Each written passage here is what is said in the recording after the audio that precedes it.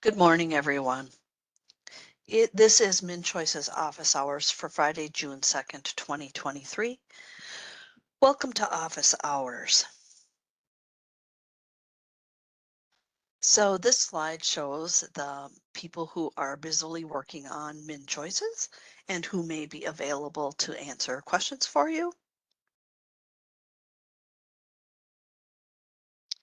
So this session is being recorded. We have you all muted. When it is time to ask questions, we'll ask you to raise your hand. We will then call on you and unmute you so that you can ask your question. Lisa, your Yes. slides aren't moving. I'm not seeing the slides move. Thank you. So can you see it now? There. Yeah, I put it on pause. Sorry, everyone. I put it on pause so that I don't accidentally bump it while we're waiting. So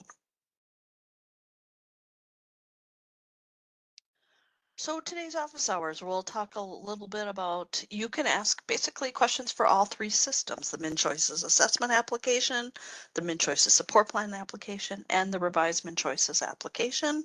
So all are available for the conference call today. These calls really are about functionality and working in the systems. I know sometimes that functionality also then kind of creeps into policy. When we think that is indeed more of a policy question than a functionality question, we'll probably ask you to submit it in through the help desk form. You can ask it though. Don't be afraid to ask questions. I just want you to be aware of kind of the distinction that we create. So here's today's agenda.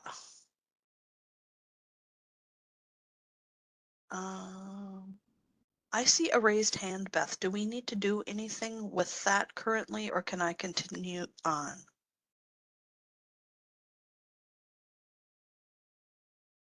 I'll go ahead and then you let me know. So the agenda for today is we're going to talk through some general updates. Then we're going to go to the revised MnCHOICES updates. I'm going to have Wilson talk a little bit about any help desk updates he has, and then the rest of the time is yours. So there aren't a lot of updates, and so I just wanted to make sure that you were aware that we will have plenty of time for questions today. Beth, is there anything that I need to do differently? I don't think so. I think we just have one person's hand raised. Ready to ask a question. Okay. All right. Believe so. Then we'll go ahead and move ahead. So let's just start with some general updates that we have for you. I have to say we sent out the office hours email this morning, and I caught a couple of typos after it was sent out. One of the typos was it didn't say 2024, and we hadn't put the August office hours date in that email. I have fixed it, so for the next office hours it will go out correctly. But we are moving to monthly office hours. We traditionally do not do an office hours in July because everyone is on vacation in July, and we all need a break from things to do other stuff. So we are, though, going to accommodate a monthly schedule through the transition to the legacy MnCHOICES assessment, M&A and MNSP retiring, to ensure that during this kind of elongated launch, you have an opportunity on a regular basis to ask questions. So we're going to go to monthly, and in the past, office hours has been every other month. So I wanted you to be aware of the dates and to be aware that because of the Labor Day weekend, we're going to move office hours to September the 8th as well. So I just wanted you to have those on your calendar and to be thinking about it. Office hours is traditionally the first Friday of the month. So I would like to give you just a few revised MnCHOICES application updates. So one item that occurred in a message that was sent out about the new MnCHOICES MTZ site is there was a typo in the password. And so this is the actual password here, what's inside the parentheses. Password is spelled correctly and there's hashtag at the end. We will send out a message early next week that will include this as well. So if there are mentors who aren't in attendance today that need to know it, and so that they can have it correct for users, we will also be sending that message. That next week message is also going to include the fixes that were recently released in May. It'll have the correct password information, and then it will also let you know that we're going to review the release details as part of our June 14th webinar. So our goal really is to make sure everyone knows what's going on and that we move it forward together.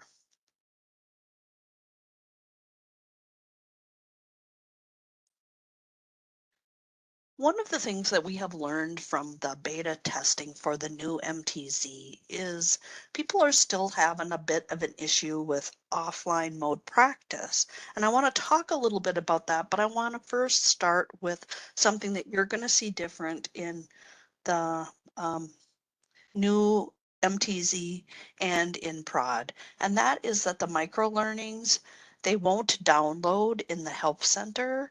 There is an issue across the Carity system with the MP4 modules loading. And so for right now, to accommodate your need to be able to use them, we have added all of those recordings to this TrainLink course that I have here, this MnCH 901. And so you can go in there and find all of the micro learnings that are noted in the Help Center. And so those micro learnings include offline and specifically taking a form offline, working offline, and checking in forms. I know that our team here has, when they were been practicing offline mode, had the micro learning up on one screen and then worked on the other, taking forms offline and practicing. We also would recommend that users use the Smart Guide offline forums as a step-by-step practice. It kind of helps eliminate confusion that is related to it. And so there's just two resources that you can provide as mentors to your users to assist their learning and reduce kind of the back and forth about offline forums.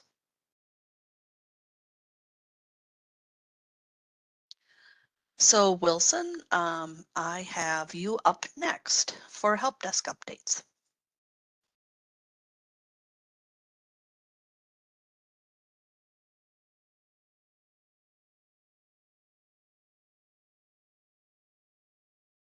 Is Wilson off mute?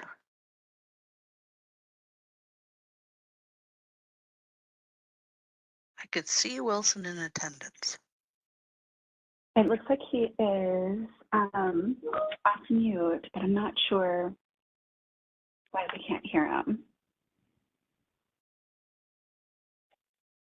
Will someone Teams him separately, and let's just give it a moment to see. I would rather have Wilson give the update than me.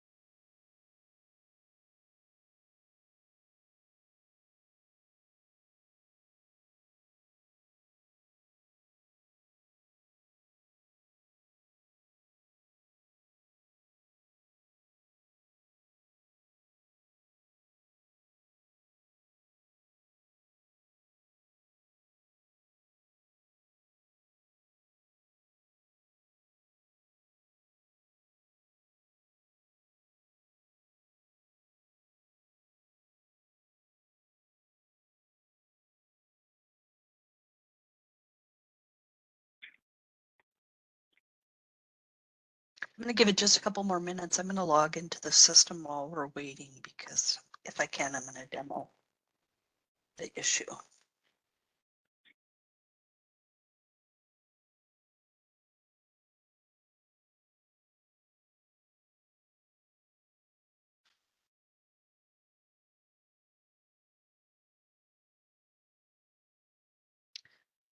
Should I be moving ahead?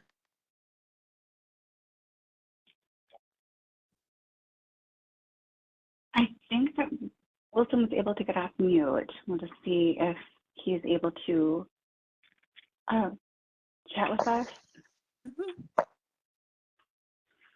Wilson, are we able to hear you now?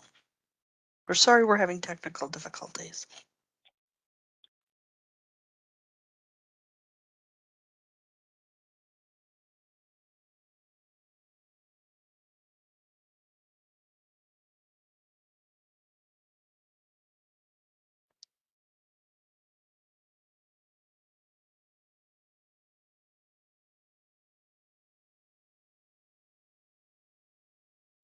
Beth, should I go ahead? I hate to have so much downtime, Uh, but I don't want to hurry it either. yeah, yeah. I'm not sure that if Wilson's able to get back up, I'll let you know. But otherwise, I think we're okay to You can go keep ahead. going. Okay.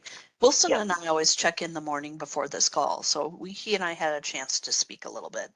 Neither the MnCHOICES Assessment M&A or MnCHOICES Support Plan MNSP have anything that he would like to report on.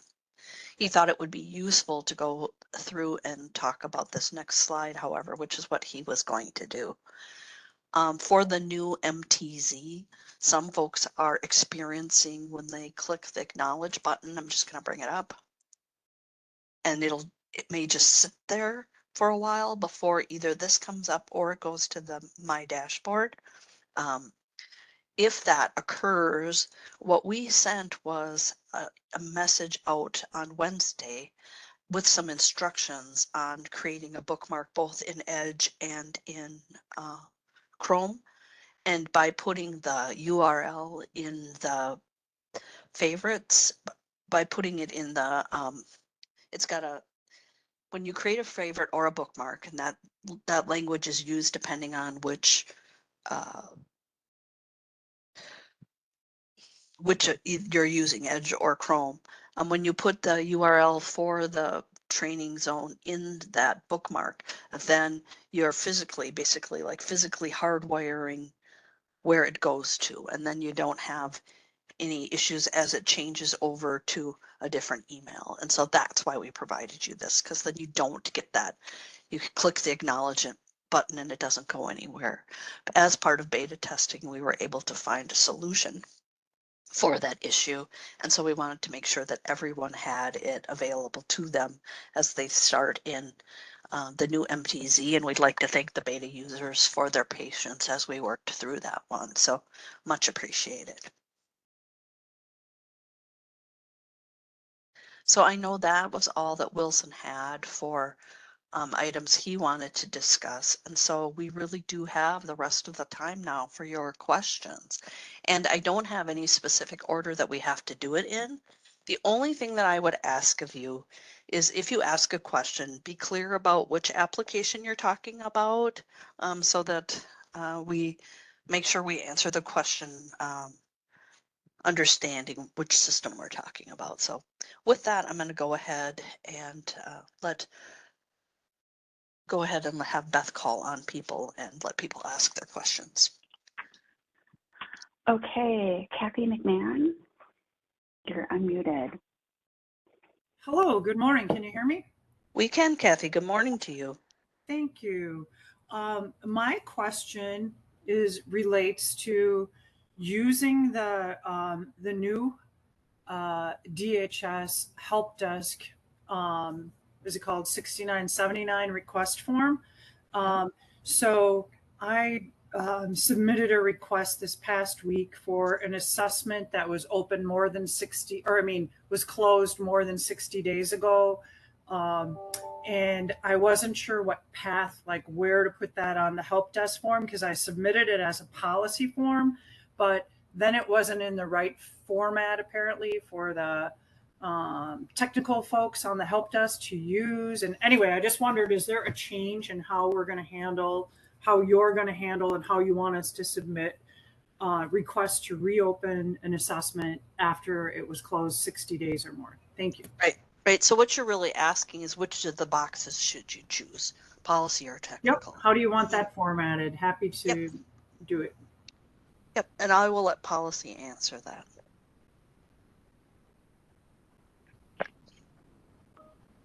You should be able to select policy because if it's over 60 days, it should come to that group.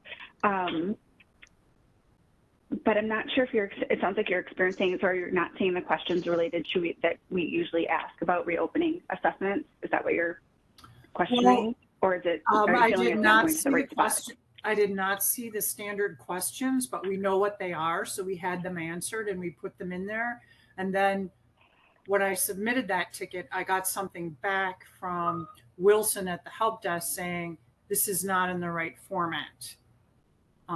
So I didn't know what to do. And then I'm sorry, the way we structure it, we have days of coverage on our help desk here. So I'm not sure how that was resolved. Okay, I think Merritt would want to add some additional information. Yeah, that'd be great, Beth. Thanks. Hi, Kathy. This is Merritt. Your form, what you have done was correct. You'd submit that the way that you had to reopen an assessment, and then we would receive that. We are having a few issues with the form, just not saving all the information that the user is putting into the form, but that's currently.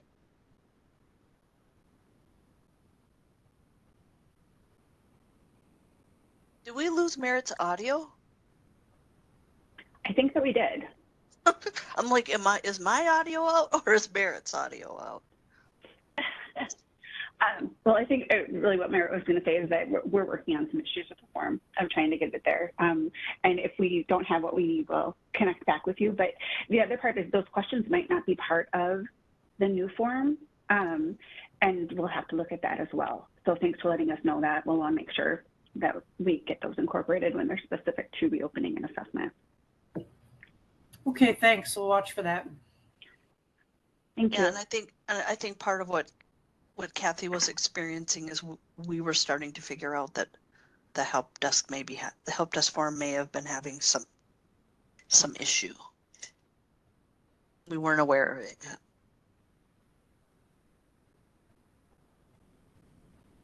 So are there other questions, folks?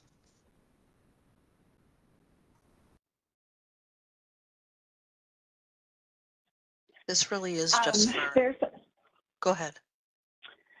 There's a question from United Healthcare that I'd really, if you could unmute, or not, I can unmute you if you could raise your hand. We could try to, it's a password issue, so try to help walk through that. Okay, Takisa, I unmuted you. Can you hear me? We can. Oh, okay. My name is Jakisa, by the way, from UHC. We have been trying since yesterday in the new application, the MTZ or MnCHOICES, to log in with the credentials, like the password 123 and the pound sign or hashtag sign. But we're all getting the same error, incorrect username or password. So I know you mentioned before that you were going to send something out later next week. Can I ask you about your username? Are you using the same usernames you used for the original MTC? Mm-hmm. Yeah. Okay. Yep.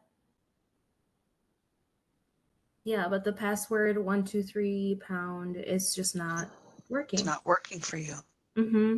Did you try password 123 without the pound? I have, yeah. I've tried both. And it didn't work. Yeah, no, Yeah. I know, right? I'm just asking so I know. Okay, thank you. Yeah. Because in I don't your know if guys' anybody else is having that issue, but no, so in your instance for your agency, we set up your usernames separate of the load that was originally done. And so that's why you hear me asking the questions sure. that are specific to. You know what, if you can send in a help desk ticket and specifically send which usernames are having the issue, I'd like to look at it. Just to make sure we don't have a mismatch in usernames between the two MTZs. I don't believe we do, but I really just want to take the time to problem solve it and really look at it for you. Sure, no problem. I'll get that submitted. Great, thank you. Mm-hmm.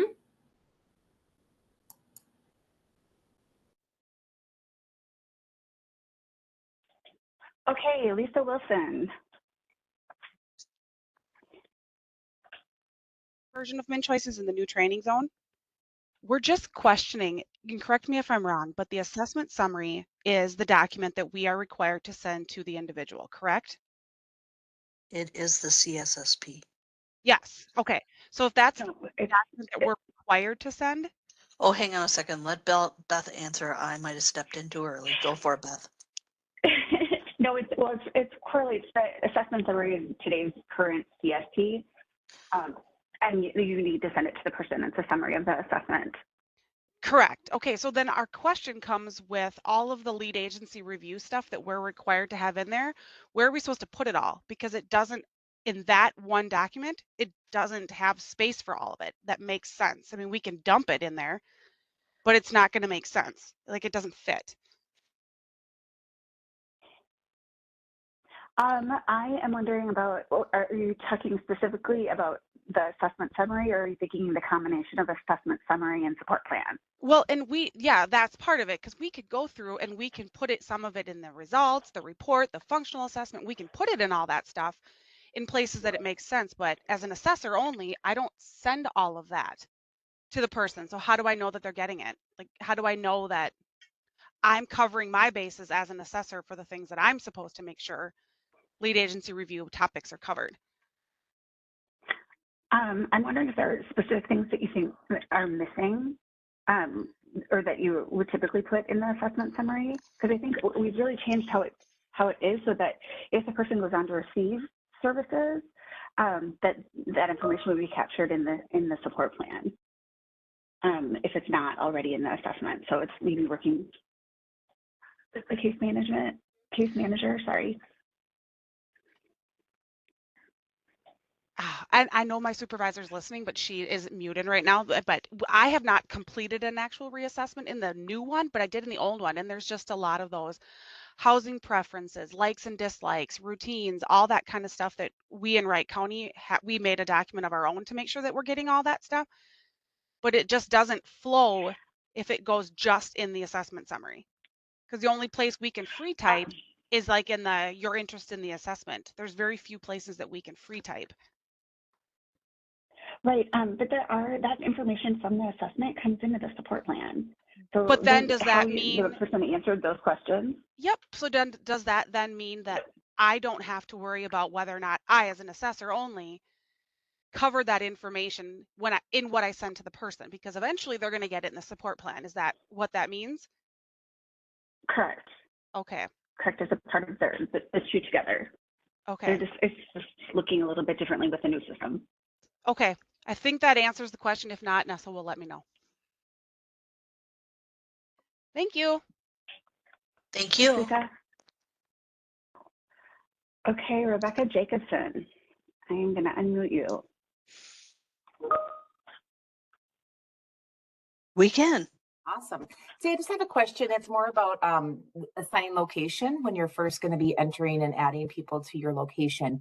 So I just wanted to confirm the effective start date when you do that. It sounds like the date of it's the date of the assignment that will be active with, like, let's say our location health partners, and we'll be able to work with that person.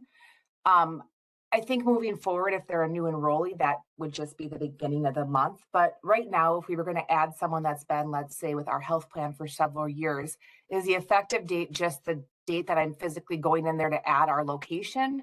Or am I supposed to be putting back an effective date to when they actually came onto our MCO? Or the date that production went live, I guess. Yep, it's a good question. So for you, it's really when you're thinking about effective start date for a location assignment, you're seeing connected to kind of policy and accountability around when the person is assigned. I'll speak to the functionality part of it, and then I'll let policy say anything else that they want to say about kind of that preferred use of date. But purely from a functionality standpoint, what effective start date does is that lets for the location and then for the staff member, that's kind of when that information is going to show up. So if you go to bulk assignment, for example, if you go to bulk assignment and that effective date for that person is after the day you go to bulk assignment, you're not going to see them there yet. So thinking about doing it the day that you're entering it or the day before guarantees that it'll be there for bulk assignment. And so effective date is really about when can you see that person for your agency and for your staff. And so it will affect that piece of the functionality. So I don't know if anybody else wants to say anything about, do we have a preference for effective start date for assignment for location? Does that matter, or is that something that agencies choose for themselves?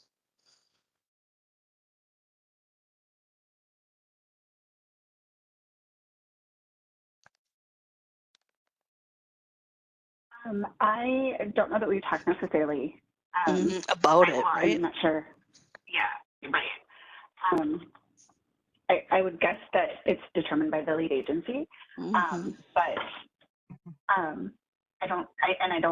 think if we had additional policy about that, we could communicate that out at a later time. We can take it back and have some more discussion. But I think at this point, it would be just determined by the lead agency. So we Yeah. can put in whatever date we want then to start working with them?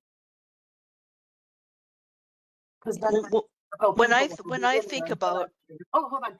None of our people, when we go in, let's say production in July, there's going to be many people that are going to be pulled in the system, but we need to then assign them to us like in a big bulk. So right, can we just choose like 7/1 the first day of 2.0, or should we be choosing the date that we're doing it? So which in whatever your direction, if it's just our choice, I just want to make sure we're not, messing something up, we're not aware that you would be messing anything up. I think you'll choose a standard so that later when, see, right, if somebody asks you a question, you'll be able to say, yep, this is how we did it. Right. Okay. I just wanted to make sure, it wasn't going to like affect any other impacts. And then Teresa, you said that like with the effective date, like if we don't sign the location like right away, can we not, like, we should not be able to like look up a member and actually be editing anything in their profile until it's assigned to our location or until it's assigned to staff? Can you just clarify that?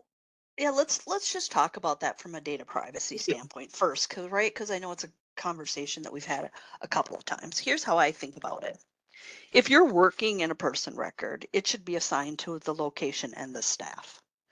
Okay. Because if you think about it, right, there's a lot of PHI in this application, and if you're working without doing it, one, you're leaving a trail, and two, you're saying you're working in that, but it hasn't been assigned to you. And you would have to wonder if that person is then violating kind of any data privacy. Mhm. So from a pure standpoint of make a trail, make sure people know what you're up to and that you're doing it because you're supposed to be doing it, I think is an important thing for people to consider when we think about data privacy. Okay. So really just making sure that we on our own, of course, ethically are saying this is the date that we're going to be in there as a location. This is the date that this particular staff person should be able to start their work in here. Hmm. However, it's more on our onus to do that, not necessarily that I could accidentally go into a chart and be doing a profile when they're not assigned to me or the location. Is that a stopgap or no? Yeah, no, that's what I think. I think that you should Okay. assign the location and assign Okay. staff and then start working in it. Otherwise, I think you're open to a question on why are you in a person's record? Okay, so it would technically but it will, if it was an error, like you're in somebody else's profile and start Then it doing. just happened. Yep. Yeah, okay. It doesn't Yep. stop. Okay, No. that's very helpful, Teresa. Thank you. Hmm.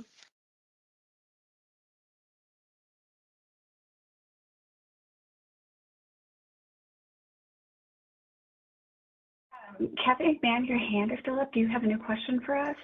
I'll unmute you for a second. Sorry about that. No, I didn't realize my hand was up.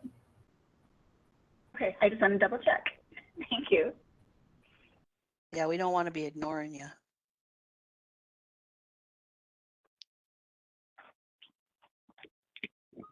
Are there any other questions? There aren't at this time.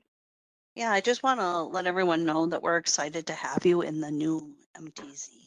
We know that that's going to roll out over the next week or month, right? It's not going to all happen at one time, but we're excited about that for you because I know we know you've been waiting for a while to be in it, and we are also excited to welcome the beta users to Prod, and so it's a big milestone for the MnCHOICES revised MnCHOICES application project, and I just want to thank the beta users and all of you for your patience as we've worked towards that goal. But I just also want to make sure that we leave time for any other questions that you might have today. But I just wanted to take that opportunity to acknowledge these milestones because they've been a long time coming, and we know that you guys have all worked very hard to get it there.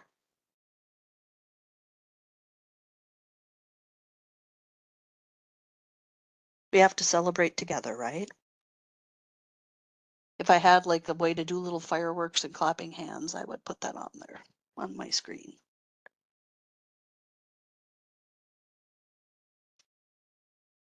Are there any other questions that you have today? I am not seeing any other hands raised. Okay.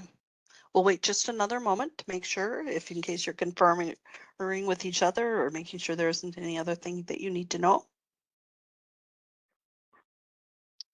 Because otherwise we will see you at the June webinar. And my goal there is to make sure we walk through the release changes and cover some other items. And we'll send an email out about that agenda with the instructions.